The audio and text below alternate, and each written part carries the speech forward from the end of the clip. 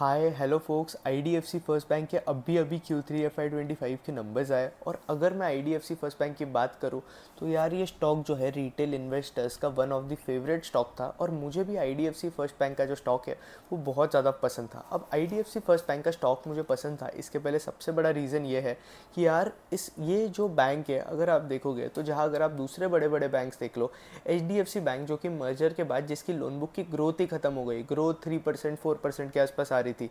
HDFC bank पिछले 3 quarter से बिल्कुल ईपीएस ग्रोथ नहीं दिखा रहा है, मार्जिन एक्सपेंशन तो हो ही नहीं रहा है एचडीएफसी बैंक के अंदर। आईसीआईसीआई बैंक की लोन बुक ग्रोथ जो है वो आईडीएफसी बैंक को तो मैच नहीं कर पा रही है और कोटक महिंद्रा बैंक को भी अगर मैं देखूँ तो इतनी ज़्यादा मैचेबल ग्रोथ नहीं है। तो आईडीएफसी फर्स्ट बैंक जो है एक ही टक्कर वाला बैंक लगता था, जो कि मुझे बहुत इंटरेस्टिंग लगता था क्योंकि ये अपनी लोन बुक ओवर 20% ग्रो कर रहे थे, जो कि एक बैंक बड़ी बैंक के लिए, इनके स्केल की बैंक के लिए। हाँ, मैं मानता हूँ कि यार 2 लाख करोड़ का इनका लोन बुक है तो 2 लाख करोड़ पे 20% पे ग्रो करना बहुत बड़ी बात नहीं है। लेकिन ये जो कंपनी है बहुत ज़्यादा फास्ट ग्रो कर रही थी, प्रॉफिट के अंदर हमें इंक्रीज देखने मिल रहा था, इसलिए इनका जो स्टॉक है वो भी अच्छा परफॉर्म कर रहा था। और अगर आप मोर और लेस देखोगे तो स्टॉक जो है 40 रुपीज़ से लेके सीधा 100 रुपीज़ तक जा चुका था। फिर उसके बाद आईडीएफसी फर्स्ट बैंक के अंदर प्रॉब्लम आने स्टार्ट हो गए। अब क्या प्रॉब्लम आया, अगर आप देखोगे तो बैंक की जो प्रॉफिटेबिलिटी है वो रिड्यूस हो गई, ईपीएस के अंदर जो एक्सपेंशन हो रहा था वो रिड्यूस हो गया। अब ऑब्वियसली बैंक जो है ग्रोइंग स्टेज के अंदर है तो इन्हें जो है अपफ्रंट कॉस्ट लेने पड़ रहे थे, इनका कॉस्ट टू इनकम जो है वो इंक्रीज हो रहा था।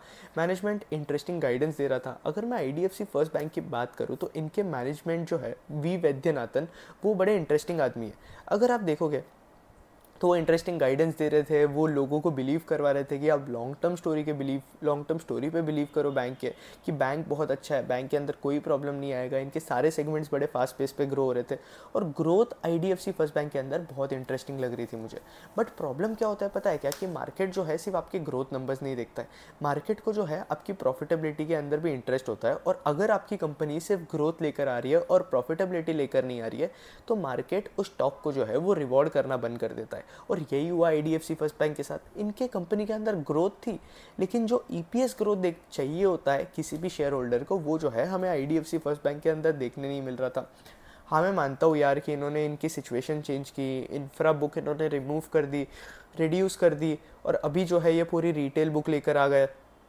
आईडीएफसी फर्स्ट बैंक का अगर आप कासा देखोगे तो कासा भी हेल्दी है, 47-48% के आसपास कासा है इनका, तो वो सब पैरामीटर्स तो ठीक है। बट फिर एक प्रॉब्लम हुआ आईडीएफसी फर्स्ट बैंक के साथ, वो है माइक्रो फाइनेंस साइकिल जो है वो ख़राब हो गई बैंक की और बैंक जो है एकदम प्रॉब्लम में फंस गई, एसेट क्वालिटी ख़राब होनी स्टार्ट हो गई। और अगर आप इस बैंक को पहले से ट्रैक कर रहे रहोगे तो माइक्रो फाइनेंस साइकिल के पहले ही बैंक ने बताया था कि इनके तमिलनाडु का जो जेएलजी है, जॉइंट लायबिलिटी ग्रुप, उसकी एसेट क्वालिटी के अंदर फॉल देखने मिला है। प्रॉफिटेबिलिटी बैंक के अंदर अगर आप मैं बात करूँ तो Q2 FY25 के कॉल के अंदर मैनेजमेंट ने बताया था, मैनेजमेंट की जो प्रॉफिटेबिलिटी है वो मोर और लेस फ्लैट ही रहेगी, प्रॉफिट जो है आपको फ्लैट ही देखने मिलेगा। इसलिए आईडीएफसी फर्स्ट बैंक के अंदर जो है इतना अच्छा खासा ग्रोथ देखने नहीं मिल रहा था और स्टॉक ने भी जो है वो परफॉर्म करना बंद कर दिया था। चलो यहाँ तक तो बात ठीक थी। और अगर मैंने जब समझा कि यार 1 साल के लिए बैंक की जो प्रॉफिटेबिलिटी है वो बंद हो गई है, मतलब बेसिकली आपका फ्लैट ही रहेगी, तो मेरा इंटरेस्ट भी जो है वो स्टॉक से ऑटोमेटिकली रिड्यूस होना स्टार्ट हो चुका था। अब रीज़न क्या है पता है क्या, कि मेरा इसमें रिड्यूस क्यों हुआ, क्योंकि as a share holder obviously आप प्रॉफिटेबिलिटी के लिए जो है एक लिमिट तक वेट कर सकते हो और फिर उसके बाद जो है चीज़ें थोड़ी मेसअप होनी स्टार्ट हो जाएगी, तो वो एक इशू है। फिर इसके साथ साथ अगर आप देखोगे तो इनकी माइक्रो फाइनेंस बुक के अंदर जो है वो प्रॉब्लम आनी स्टार्ट हो गई कुछ टाइम बाद, क्योंकि माइक्रो फाइनेंस का अगर आप देखोगे तो अप साइकिल से सीधा माइक्रो फाइनेंस स्टॉक जो है वो डाउन साइकिल के अंदर चले गए। अगर आप अरमान फाइनेंशियल को देखते हो या बाकी फाइनेंशियल कंपनीज को देखते हो तो उनके अगर आप लोन बुक का ग्रोथ देखोगे तो स्लो डाउन देखने मिला, कलेक्शन एफिशिएंसी के अंदर स्लो डाउन देखने मिला, डिसबर्सल भी जो है आपके रिड्यूस होने स्टार्ट हो गए। और मोर और लेस अगर आप देखोगे तो सारे micro finance companies, in fact micro finance का जो लीडर है क्रेडिट एक्सेस ग्रामीण, वो भी एकदम खास स्टॉक अगर आप देखोगे तो टॉप से एकदम बॉटम टच कर दिया उसके स्टॉक ने भी, क्योंकि डिसबर्सल खराब हो गए थे। और आपकी किसी भी फाइनेंशियल स्टॉक के अंदर एसेट क्वालिटी जो होती है वो बहुत ज़्यादा इंपॉर्टेंट होती है, क्योंकि एक बार आपकी एसेट क्वालिटी खराब हो गई तो बस आपका बैंक खत्म। अगर आप ठीक कर पाते हो तो ठीक है, अगर आप एसेट क्वालिटी को ही ठीक नहीं कर पाओगे तो बस आपका बैंक जो है वो प्रॉब्लम में फंस जाएगा, एनपीएस जीएनपीएस एकदम इंक्रीज होने स्टार्ट हो जाएगा, फिर आपको प्रोविजंस इंक्रीज करने पड़ेंगे, जिसके वजह से आपकी वही चीज़ सैक्रिफाइस होगी जो कि आपको नहीं चाहिए, वो है आपकी बैंक की प्रॉफिटेबिलिटी। तो अगर आप देखोगे तो आईडीएफसी के Q3 FY25 के नंबर्स की बात करूँ तो लोन बुक के अंदर ग्रोथ है, बैंक के लोन बुक के अंदर ग्रोथ है, लेकिन अगर आप इनका पैड देखोगे तो प्रॉफिट आफ्टर टैक्स जो है वो 50% से डिग्रो हुआ है। क्यों? क्योंकि माइक्रो फाइनेंस का प्रॉब्लम जो है वो अभी तक सॉर्ट नहीं हुआ है। बहुत सारी कंपनीज, इनफैक्ट अरमान फाइनेंशियल ने भी अपने कॉल के अंदर बोला कि कुछ टाइम बाद जो है वो माइक्रो फाइनेंस का प्रॉब्लम जो है वो सॉर्ट हो जाएगा 1 से 2 क्वार्टर के अंदर। बट मुझे नहीं लगता यार ये होने वाला है, क्योंकि IDFC का जो माइक्रो फाइनेंस का बुक है उसके NPA के अंदर इंक्रीज देखने मिला है, NNPA के अंदर और GNPA के अंदर भी इंक्रीज देखने मिला है। अभी किसी को अगर NNPA और GNPA नहीं बताए तो ये जो है आपके एसेट क्वालिटी को दिखाते हैं कि बैंक की एसेट क्वालिटी कितनी ज़्यादा बेटर है। जितने ज़्यादा आपके NPAs जो है नॉन परफॉर्मिंग एसेट्स वो जितने ज़्यादा कम होते हैं उतना ज़्यादा आपका बैंक का एसेट क्वालिटी जो है वो बेटर होता है। तो अगर आप देखोगे तो इसकी एसेट क्वालिटी ख़राब हो गई, एसेट क्वालिटी ख़राब हो गई तो इन्हें प्रोविजंस इंक्रीज़ करने पड़े, और ये प्रोविजन इंक्रीज़ करने की वजह से ही अगर आप देखोगे तो IDFC फर्स्ट बैंक की जो बुक है, लोन बुक, इनका माइक्रो फाइनेंस के ऊपर जो है बहुत ज़्यादा फोकस था। और अगर आप देखोगे तो माइक्रो फाइनेंस साइकिल ही जो है वो ख़राब हो गई, तो अब इनकी भी कोई गलती नहीं थी, इन्हें भी जो है अपनी प्रॉफिटेबिलिटी सैक्रिफाइस करनी पड़ी। अगर आप देखोगे तो एसेट क्वालिटी हर एक सेगमेंट के अंदर सही है एक्सेप्ट आपका माइक्रो फाइनेंस वाला सेगमेंट। वहाँ डिसबर्सल भी रिड्यूस हो रहे हैं। डिसबर्सल रिड्यूस हो रहे मतलब क्या, कि ये लोग माइक्रो फाइनेंस सेगमेंट के अंदर जो लोन्स होते हैं वो भी देना रिड्यूस करते जा रहे हैं। ईयर ऑन ईयर लेवल पे भी डिसबर्सल जो है वो रिड्यूस हुई है, और क्वार्टर ऑन क्वार्टर लेवल पे भी अगर आप देखोगे तो डिसबर्सल के अंदर जो है हमें रिडक्शन देखने मिला है। फिर इसके साथ साथ बाकी तो बिजनेस जो है इनका ठीक ही चल रहा है, दूसरे सेगमेंट वो है, बट माइक्रो फाइनेंस की वजह से बैंक को जो है पूरी प्रॉब्लम हो रही है।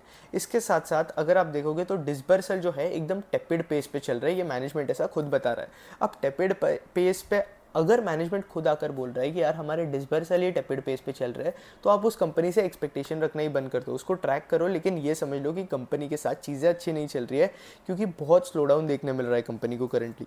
ये एक चीज़ है। बाकी फिर उसके बाद अगर आप देखोगे तो मैनेजमेंट ने कुछ गाइडेंस दिया है। अगर आप वी वैद्यनाथन ने क्या गाइडेंस दिया है देखोगे तो उन्होंने बताया कि यार कुछ क्वार्टर वेट करना पड़ेगा। एश्योरिटी नहीं दी है कि आप इतना क्वार्टर वेट करो हमें इंप्रूवमेंट देखने मिलेगा।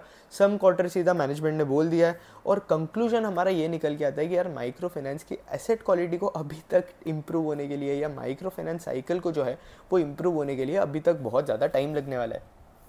तो ये IDFC फर्स्ट बैंक का जो है वो सिचुएशन है। अब बहुत लोग बोल रहे हैं कि यार IDFC फर्स्ट बैंक का जो स्टॉक है वो एकदम अंडर वैल्यूड है, तो ये स्टॉक को एक्यूमुलेट करना चाहिए क्या? तो मैं बोलता हूँ कि यार आप सबसे ज़्यादा पागल इंसान हो, क्योंकि माइक्रो फाइनेंस साइकिल जो है अभी तक ठीक नहीं हुई है। माइक्रो फाइनेंस साइकिल को ठीक होने के लिए अभी तक बहुत ज़्यादा टाइम लगना है।